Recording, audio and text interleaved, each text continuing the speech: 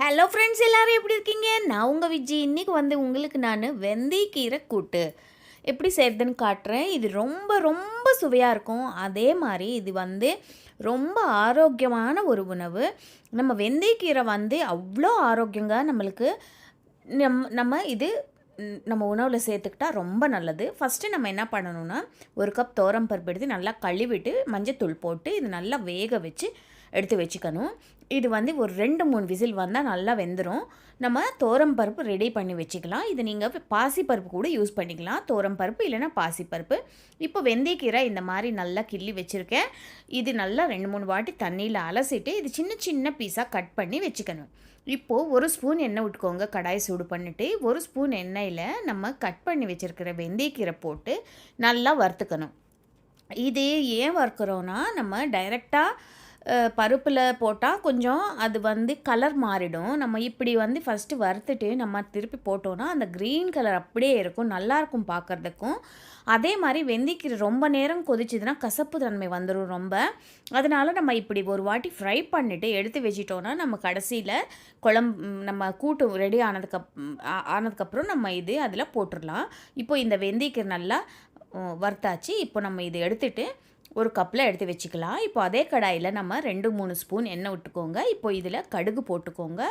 தாளிப்புக்கு கடுகு, ஜீரகம் போட்டுக்கோங்க. அப்புறமா பூண்டு ஒரு 4-5 பல்லு பூண்டு நல்லா இடிச்சிட்டு அதை இதில் போட்டுருங்க. அப்புறமா இதுக்குள்ளே நம்ம தக்காளி ஒரு 3 தக்காளி, ஒரு வெங்காயம், ஒரு 4-5 பச்சை மிளகா. காரத்துக்கு நம்ம பச்சை மிளகா மட்டும்தான் போடுறோம். அதனால் 4-5 பச்சை மிளகா போடலாம் தாராளமாக. இந்த மாதிரி மெலிசாக கட் பண்ணி போட்டுக்கோங்க. இப்போது வெங்காயம், தக்காளி நல்லா வதக்கிடணும். இப்போ இதில் நம்ம உப்பு மஞ்சத்தூள் போட்டோன்னா இது நல்லா சீக்கிரம் வெந்து வரும். அதனால் நம்ம இப்போ இதில் கொஞ்சோண்டு உப்பு மஞ்சத்தூள் போட்டுடலாம்.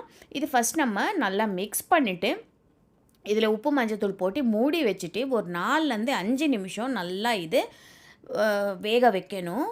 நம்ம இது போட்ட தக்காளி நல்லா குழஞ்சி வரணும், சாஃப்டாக ஆகிடணும். நம்ம போட்ட வெங்காயமும் நல்லா ஒரு சாஃப்ட் நல்லா கொஞ்சம் சாஃப்ட் ஆகிடும் இல்லையா, கண்ணாடி பதம்னு சொல்லுவாங்க, அந்த மாதிரி ஆகிடும்.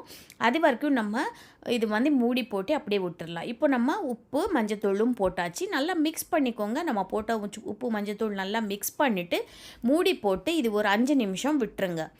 இது நம்ம இதுக்குள்ளே நம்ம பருப்பு வெந்து வந்துடும். நம்ம இதில் கூட்டு எப்படி செய்கிறது அப்படின்னு பார்க்கலாம். இப்போ நம்ம இதை மூடி போட்டு விட்டுடலாம். ஒரு 5 நிமிஷத்துக்கு அப்புறம் இது நல்லா வெந்திருக்கும்.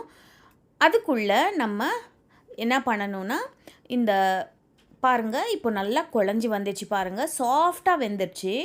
இப்போ நம்ம தக்காளி கொஞ்சம் நம்ம கரண்டியில் நம்ம நல்லா மசிச்சிடலாம். அந்த தக்காளி கொஞ்சம் நல்லா தெரியுது இல்லையா, அது நல்லா நம்ம மசிச்சிடலாம். நம்ம கரண்டி எடுத்து நல்லா இப்படி மேஷ் பண்ணிக்கோங்க. தக்காளி நல்லா இப்போ பாருங்கள் நல்லா ஃப்ரை ஆயிடுச்சு. இப்போ நம்ம இதில் முன்னாடியே வேக வச்சுருக்கோம் இல்லையா பருப்பு, அது இதில் ஊற்றிடலாம். பருப்பு நல்லா வெந்துருச்சு.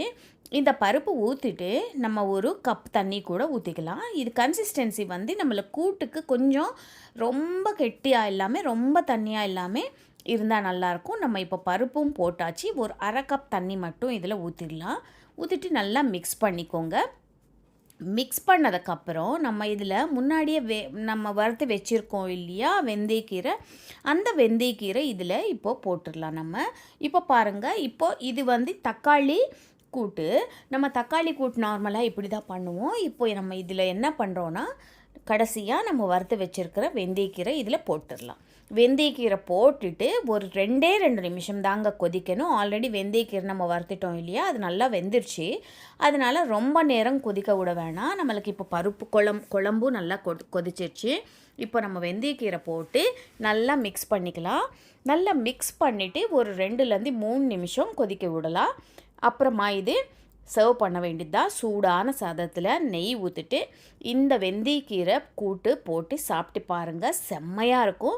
கண்டிப்பாக ட்ரை பண்ணி பாருங்கள். ஃபஸ்ட் டைம் சேனல் பார்க்குறீங்கன்னா சப்ஸ்கிரைப் பண்ணிக்கோங்க, லைக் பண்ணுங்கள், ஷேர் பண்ணுங்கள். தேங்க்யூ.